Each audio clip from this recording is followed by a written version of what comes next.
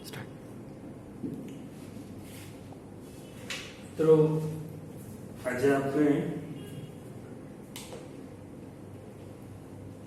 આજે આપણે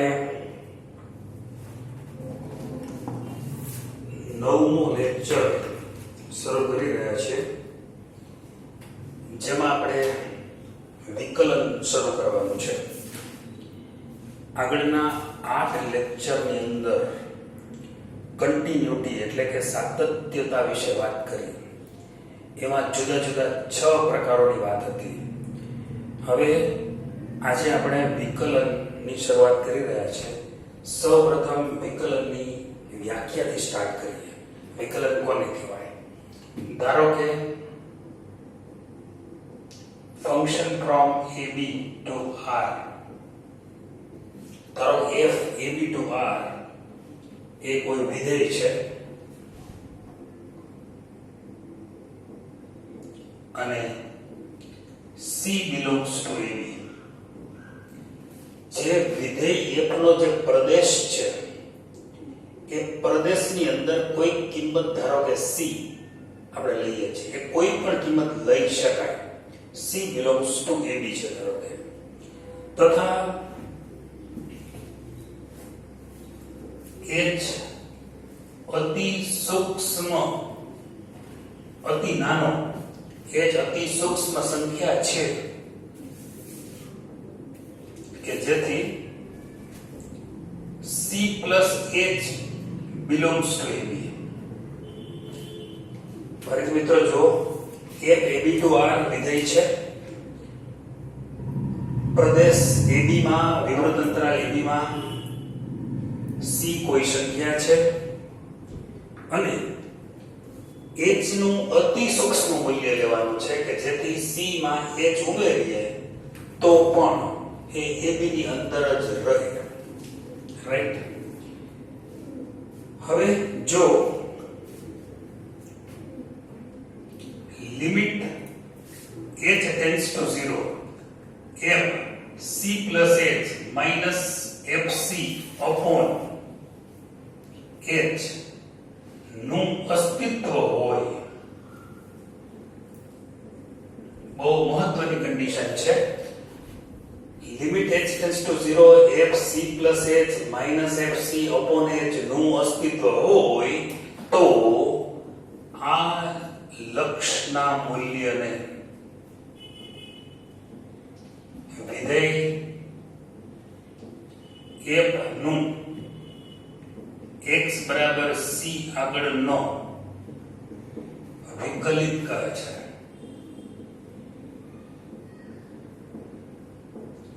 વિધેય f નો x બરાબર c આગળનો વિકલન નો વિકલિત કહે છે, જેને સંકેતમાં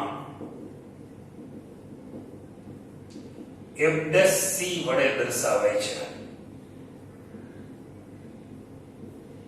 આમ f' બરાબર limit h tends to 0 f c plus h minus fc છેદમાં h. આ f' છે વિધેય f નો x બરાબર c આગળનો વિકલિત છે. રાઈટ. જેને સંકેતમાં f' વડે દર્શાવાય છે. f' શોધવા માટે જે આપણે પ્રોસેસ કરીએ છીએ એમને વિકલન કહેવાય. ટૂંકમાં વિકલિત શોધવાની ક્રિયાને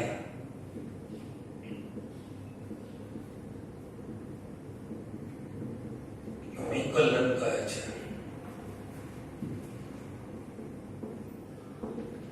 વિકલિત મેળવવાની અથવા તો વિકલિત શોધવાની ક્રિયાને વિકલન કહે છે. હવે જે f' છે આના ઘણા બધા સંકેતો છે.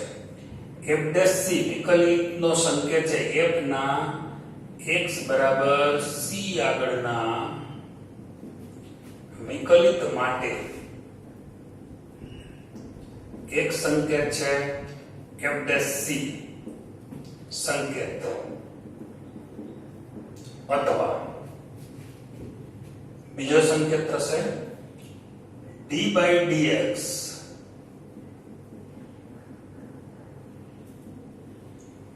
d by dx of fx d by dx of fx at x equal to c. d by dx of fx at x equal to c. એટલે કે આમ ખરેખર તો આવું બોલવું છે કે derivative of function f with respect to x એટલે કે વિધેય fx નું x સાપેક્ષનું વિકલન પણ x ની કઈ કિંમત આગળ ચોક્કસ કિંમત c આગળ. તો d by dx of fx at x equal to c or જો fx બરાબર તમે y ધારતા હોય તો dy by dx at x equal to c. અત્યારે આપણે આ f ના x બરાબર c આગળના વિકલિતના જુદા જુદા સંકેતો વિચાર્યા છે. એક સંકેત છે f' c, બીજો સંકેત છે d by dx of fx at x equal to c, ત્રીજો સંકેત છે fx બરાબર y ધારી લઈએ તો dy by dx જ્યાં y બરાબર fx એઝ્યુમ કર્યું છે તો dy by dx at x equal to c. મિત્રો આ ચોક્કસ કિંમત x બરાબર c આગળનો વિકલનનો સંકેત છે એટલા માટે dy by dx at x equal to c લેવામાં આવ્યો છે. વ્યાપક રીતે તો y નું x વિશે વિકલનનો સંકેત dy by dx જ લખાય અથવા તો d by dx of fx જ લખાય. આ ચોક્કસ કિંમત છે. વ્યાપક રીતે c ને બદલે x લખી શકો તો f' x થાય વિકલનનો સંકેત. એટલે વિકલનના સંકેતો વ્યાપક રીતે f' x લખાશે અથવા d by dx of fx લખાશે અથવા dy by dx લખાશે. વ્યાપક રીતે વિચારીએ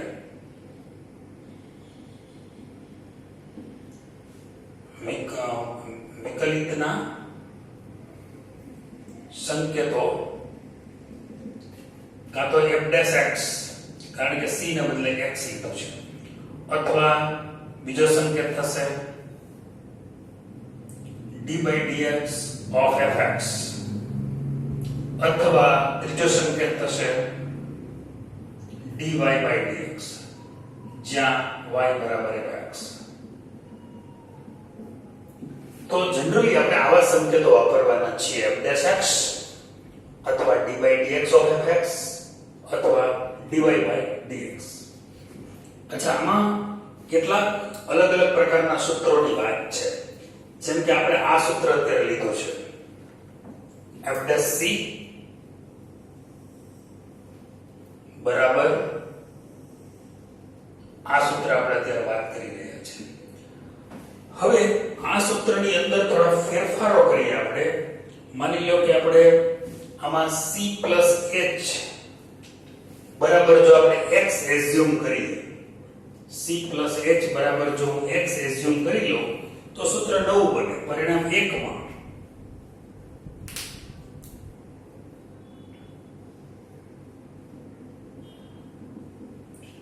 c h બરાબર x ધારતા તો લિમિટ શું થશે? પહેલા તો h ની કિંમત શું થશે? તો માટે h બરાબર થશે cx c નંબર 1. બીજું લિમિટ શું થશે? જેમ h 0 ને અનુલક્ષે તેમ h બરાબર 0 મૂકો તો x બરાબર c થાય, તેમ x ટેન્ડ્સ ટુ c.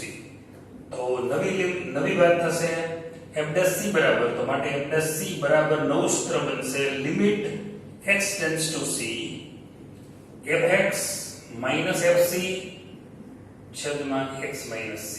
આ સૂત્ર નંબર 2. તો આ સૂત્ર પણ યુઝ કરી શકો. ટૂંકમાં f' c ના મેં બે સૂત્રો લીધા છે. કાં તો તમે h વાળું સૂત્ર વાપરો અથવા તો fx fc છેદમાં x c.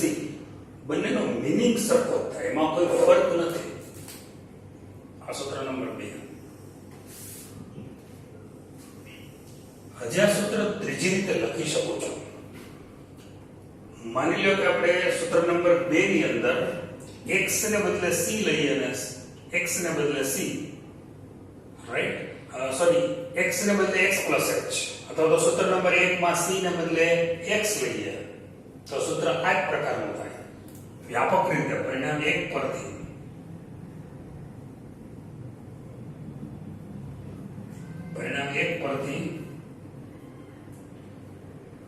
c ને બદલે x લેતા તો રિઝલ્ટ શું થશે f dash x બરાબર limit h tends to 0 fx plus h minus fx છેદમાં h આ સૂત્ર થશે રાઈટ તો એક સૂત્ર તમને f dash c ના તમને બે સૂત્રો મેં લખાવ્યા સૂત્ર નંબર 3 તમે જોઈ શકશો એમાં f dash x નું સૂત્ર લખ્યું છે હવે સૂત્ર નંબર 3 માં હું x h બરાબર જો t ધારી લઉં સૂત્ર 4 માં સોરી 3 માં x h બરાબર t ધારતા h બરાબર મળશે t x અને જેમ h 0 ને અનુલક્ષે તેમ tx ને અનુલક્ષે તો વળી નવું સૂત્ર શું બને લિમિટ એટલે તો f dash x બરાબર limit t tends to x ft minus fx છેદમાં t minus x સૂત્ર નંબર 4 અલગ અલગ રીતે મેં વિકલનની જુદી જુદી વ્યાખ્યાઓની વાત કરી આ બધી જ વિકલનની વ્યાખ્યાઓ છે અથવા તો વિકલિતના સૂત્રો છે આને કહેવામાં આવે છે વિકલનનો પ્રથમ સિદ્ધાંત આ બધા વિકલનના પ્રથમ સિદ્ધાંતના જુદા જુદા સ્વરૂપો છે બધાનો અર્થ એક જ થાય છે કોઈ પણ સૂત્ર થી તમે દાખલો ગણી શકો સામાન્ય રીતે દાખલા ગણવા માટે h વાળા સૂત્રનો એટલે કે f dash x બરાબર limit h tends to 0 fx plus h minus fx upon h અથવા f dash x બરાબર limit t tends to x ft minus fx upon t minus x સામાન્ય રીતે આ બે સૂત્રોનો ઉપયોગ આપણે વધારે કરીએ છીએ છતાં બધા સૂત્રોનો ઉપયોગ કરીને કોઈ પણ સૂત્રનો ઉપયોગ કરીને આપણે દાખલો ગણી શકતા હોઈએ છીએ ઉદાહરણ લેશું આપણે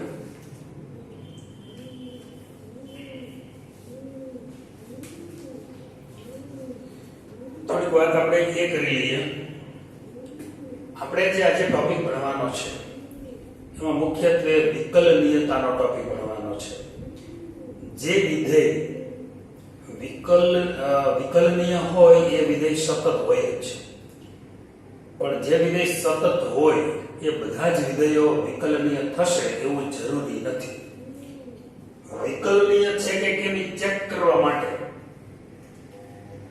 કેવી રીતે દાખલો ગણવો એ આપણે સમજીશું પણ તે પહેલા થોડીક એક મહત્વની વાતો છે આપણે કરી લઈએ કે સૌપ્રથમ તો કયા કયા વિધેયો વિકલનીય હોય જ જેમ કે બહુપદી વિધેય વિકલનીય છે પછી ઘાતાંકીય વિધેય એ પણ વિકલનીય છે અચળ વિધેય વિકલનીય છે લઘુગણકીય વિધેય વિકલનીય છે ત્રિકોણમિતીય વિધેયો અને ત્રિકોણમિતીય પ્રતિવિધેયો આ પણ યોગ્ય પ્રદેશો ઉપર વિકલનીય છે જ બરાબર પછી કોઈ બે વિધેયો વિકલનીય હોય તો એનો સરવાળો બાદબાકી ગુણાકાર ભાગાકાર આ બધું પણ વિકલનીય છે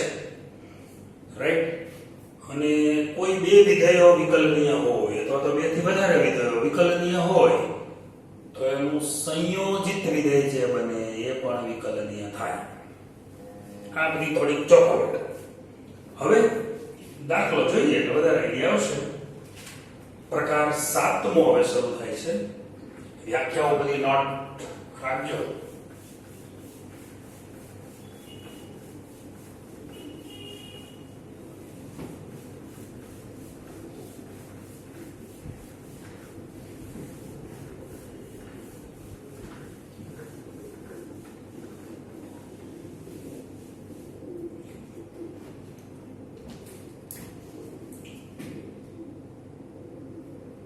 Type 7 ટાઈપ તો આપણે આગળ સાતત્યમાં ગઈ. હવે સાતમો પ્રકાર એટલે એ છે વિકલનીયતા ઉપર આધારિત.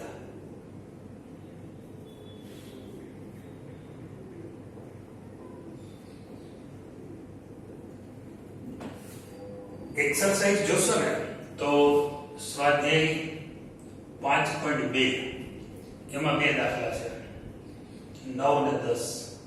સ્વાધ્યાય 5 મુખ્ય સ્વાધ્યાય એમાં છે 21મો દાખલો છે. દાખલા નંબર 9 જે અહીંયા આપ્યો છે સ્વાધ્યાયનો એ જ લઉં છું 5.2 માંથી. સાબિત કરો કે fx બરાબર mod x minus 1 એ x બરાબર 1 આગળ વિકલનીય નથી.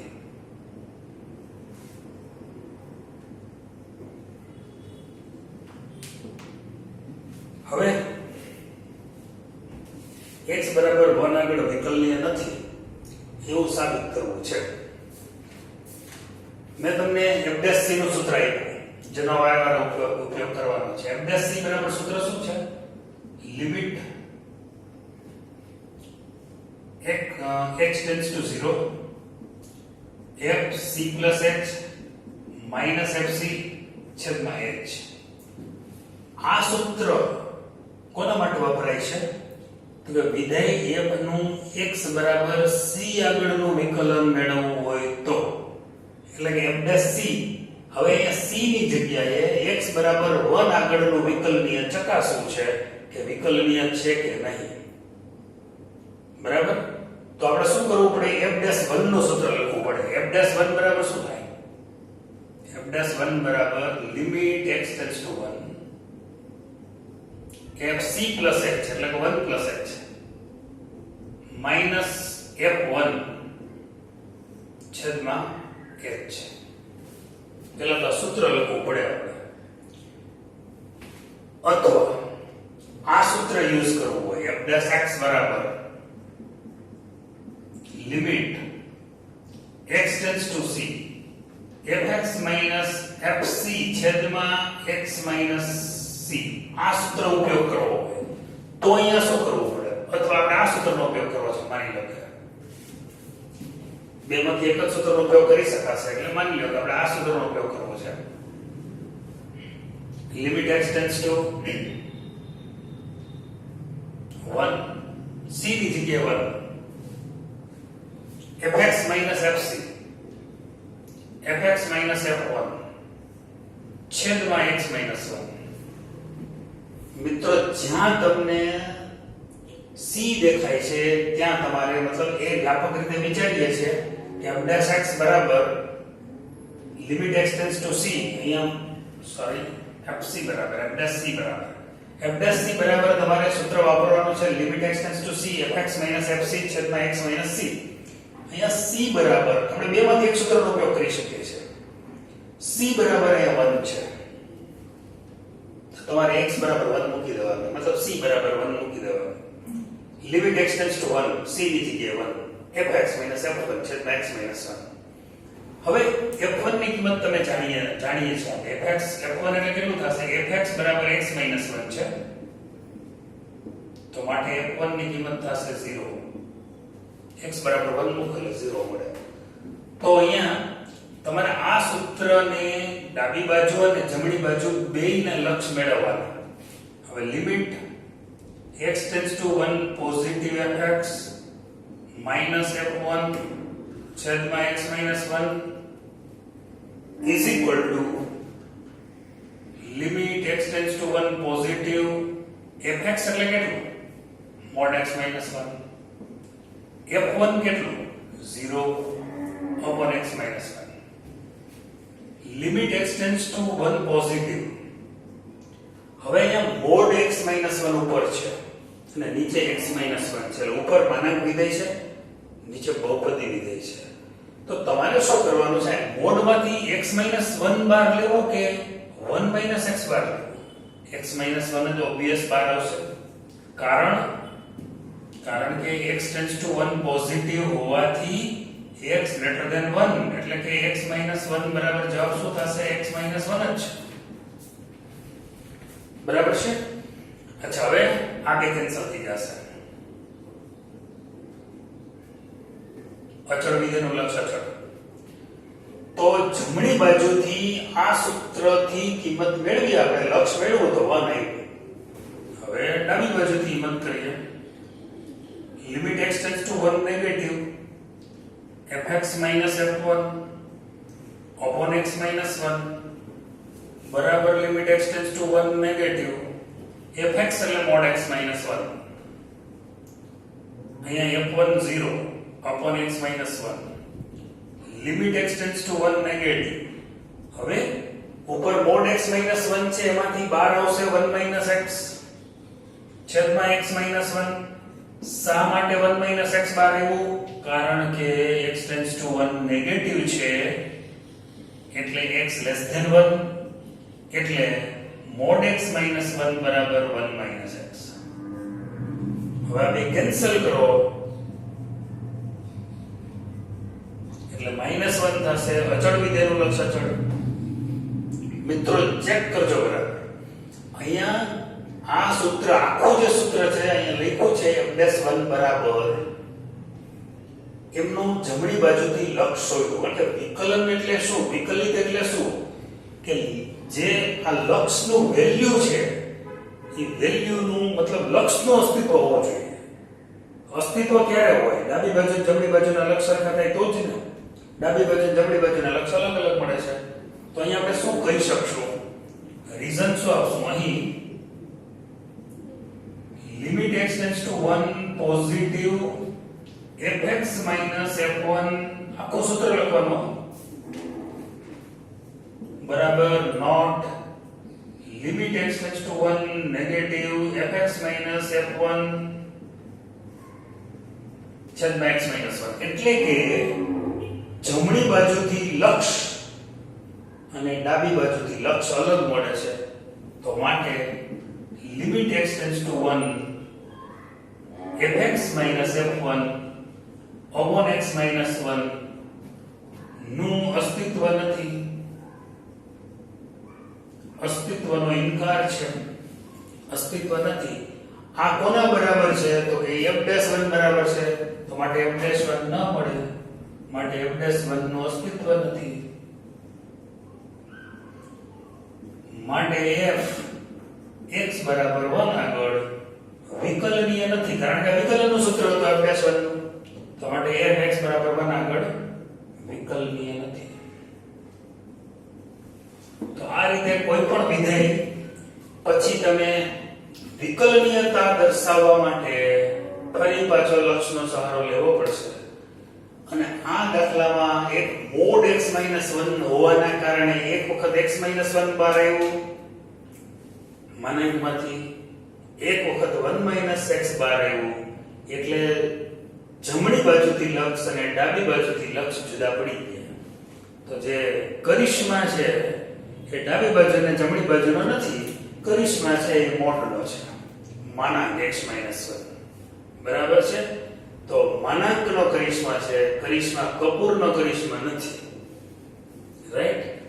ફરીથી તમે જોજો, જ્યારે જ્યારે આવા દાખલા આવશે ત્યારે આ વીજ હાલત થશે. ધારો કે આ દાખલો આમ હોત fx બરાબર, માની લો કે દાખલો આવું હોત fx બરાબર x - 2 હોત તો x બરાબર 2 આગળ વિકલનીય ન થાત. પછી fx બરાબર x - 3 હોય તો વળી પાછો તમે ડાબી બાજુ જમણી બાજુનો લક્ષ શોધો તો x બરાબર 3 આગળ એ વિકલનીય ન થાય. એનો મતલબ કે આ ટાઈપના દાખલામાં આમ જ જવાબ આવશે, એકવાર 1 એકવાર -1. માનાંકો જેવો આવે માનાંક વિધેય છે એમાં તમે જોઈશો જે કિંમત આગળ કીધો છે x બરાબર 1 આગળ, x બરાબર આ હોય તો 2 આગળ આપ્યું હોય, આવું હોય તો 3 આગળ આપ્યું હોય. બરાબર છે. તો આ રીતે એક સૂત્ર પકડી લેવાનું છે. ઘણા બધા મેં તમને 4 સૂત્રો આપ્યા, કોઈ પણ પણ સૂત્રથી દાખલો ગણો, જવાબ તો આ જ રહેવાનો છે. બરાબર? તો આ રીતે તમારે દાખલો ગણી શકશો. ડાબી બાજુથી લક્ષ, જમણી બાજુથી લક્ષ અને મૂળ લક્ષ એ બધું અલગ અલગથી શોધવું પડે. હજી એક દાખલો જોઈએ આપણે એમાં.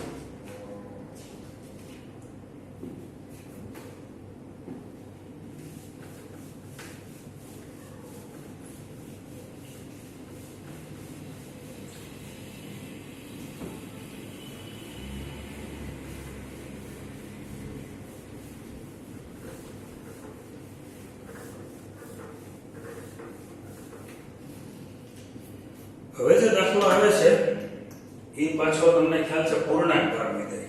10મો દાખલો. આ 5.2 નો 10મો દાખલો છે. એમાં તો બે દાખલા અંદર પેટા આપ્યા છે, પણ હું એક ગણું છું કે fx બરાબર પૂર્ણાંક ભાગ x. બરાબર? મહત્તમ પૂર્ણાંક ભાગ વિધેય.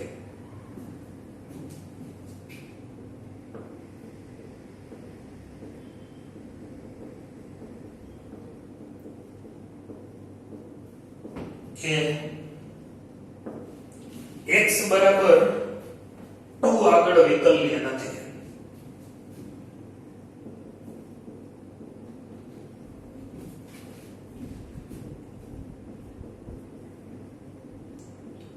આમ તો આ વિધેય 2 આગળ વિકલ્ય નથી. કોઈ પણ પૂર્ણાંક સંખ્યા લેશો તો વિકલ્ય નહીં જ થાય. 2 આગળ, 3 આગળ, 4 આગળ, 5 આગળ, બધેમાં જવાબ એક વધારે ને ઓછો એમ જ જવાબ આવવાનો છે. અચ્છા, પહેલા આપણે સૂત્ર લખીએ. કઈ કિંમત આગળ વિકલ્ય ચેક કરવી છે? 2 આગળ. x બરાબર 2 આગળ વિકલ્ય તપાસવી હોય અથવા તો સાબિત કરો કે વિકલ્ય નથી એમ કેવું હોય, પહેલા f2 જોઈએ. ચાલો f2 શોધો. f2 બરાબર પૂર્ણાંક ભાગમાં 2 મૂકો એટલે જવાબ 2 જ આવે. એમાં તો કઈ ફેર ન પડે. પૂર્ણાંક ની સામે તો પૂર્ણાંક છે. અચ્છા, હવે સૂત્ર લખીએ. f'2 નું સૂત્ર શું થશે? f'2 બરાબર લિમિટ x → 2 fx - f2 છેદમાં x - 2. યાદ છે ને c નું સૂત્ર? f'(c) નું સૂત્ર શું હતું? એક સૂત્ર આવું હતું. Limit x → c fx - fc છેદમાં x - c. c ની જગ્યાએ 2, કારણ કે બે આગળ વિકલ્યતા તપાસવી છે. હવે આ સૂત્ર છે એની ડાબી બાજુનું લક્ષ શોધીએ અને જમણી બાજુ. આપણે જમણી બાજુનું પહેલા શોધીએ. રાઈટ? હવે લિમિટ x → 2 પોઝિટિવ. fx કેટલું છે? fx છે પૂર્ણાંક ભાગ x. f2 2 છે છેદમાં x - 2. ડાયરેક્ટ ઉડાડી ન દેતા, પણ આ પૂર્ણાંક ભાગ x ની કિંમત તમારે મેળવવી પડશે. પૂર્ણાંક ભાગ x ની કિંમત તમે નક્કી કરશો 2. કારણ આપીશ. x → 2 પોઝિટિવ છે એટલે x 2 કરતા મોટો. અચ્છા, 2 કરતા મોટો હોય તો એનો પૂર્ણાંક ભાગ શું થાય? 2 થાય ને. 2 કરતા મોટો એટલે કિંમત ધારી લેવી હોય તો 2.1. 2.1 ની બહાર પૂર્ણાંકમાં શું આવે? 2 જ આવે. હવે ઉપર 0 આવી ગયું અને નીચે x - 2. એટલે આ કે x બરાબર 2 મૂકવાની જરૂર જ ન પડે, ડાયરેક્ટ 0 કહેવાય. Limit x → 2 positive. આ 0 અચળ વિધેયનું લક્ષ અચળ. આનો જવાબ 0 આવ્યો. હવે લિમિટ x → 2 નેગેટિવ વાળો ફાઇન્ડ કરીએ. ફરી પાછું આખું સૂત્ર fx - f2 છેદમાં x - 2. Limit x → 2 negative. fx કેટલું છે? fx છે પૂર્ણાંક ભાગ x. f2 તો 2 છે છેદમાં x - 2. Limit x → 2 negative. હવે આ પૂર્ણાંક ભાગમાંથી શું બહાર લેવું? પૂર્ણાંક ભાગ x માંથી પૂર્ણાંક ભાગ x ની કિંમત કેટલી લખું? 2 તો નહીં આવે, 1 આવશે. કેમ ભાઈ 1 આવે? કારણ કે x → 2 નેગેટિવ છે. x 2 કરતા નાનો છે અને 2 કરતા નાનો હોય તો એનો પૂર્ણાંક ભાગની કિંમત થાય 1. 2 કરતા નાની કિંમત એક મૂકી જો 1.5 ધારો કે જવાબ શું આવશે 1 limit x tends to 2 negative હવે 1 ઓછા 2 એટલે -1 ના છેદમાં x -2 હવે અહીંયા તો ઉપર 0 આવી ગયો તો એટલે સારું હતું આમાં તો માઈનસ આવ્યો હવે તો કંઈ થઈ શકે નહીં અંશમાં અચળ આવી ગયો છેદમાં x -2 x બરાબર 2 મૂકીએ તો છેદ 0 થાય એટલે કે આ લક્ષનું અસ્તિત્વ નથી અસ્તિત્વ નથી કોઈ કારણે આનું લક્ષ મળે એમ નથી એકનું લક્ષ મળ્યું એકનું ન મળ્યું એનો મતલબ એમ થયો બેયના લક્ષ મળવા જોઈએ અને પાછા સરખા મળવા જોઈએ કોઈ પણ વિધેય વિકલનીય ક્યારે થાય ડાબી બાજુથી લક્ષે મળવું જોઈએ જમણી બાજુથી લક્ષે મળવું જોઈએ પાછો સરખો થવો જોઈએ અહીંયા તો એકનું લક્ષ મળે છે પણ બીજાનું તો અસ્તિત્વ જ નથી જમણી બાજુથી મળે છે ડાબી બાજુથી અસ્તિત્વ જ નથી તો પછી આપણે એમ કહી શકીએ માટે limit x tends to 2 fx f2 upon x - 2 ન મળે એટલે કે અસ્તિત્વ નથી તો માટે f'2 નું અસ્તિત્વ નથી તો માટે f x બરાબર 2 આગળ વિકલનીય નથી કારણ કે વિકલનના સૂત્રમાં કિંમત મૂકી દીધી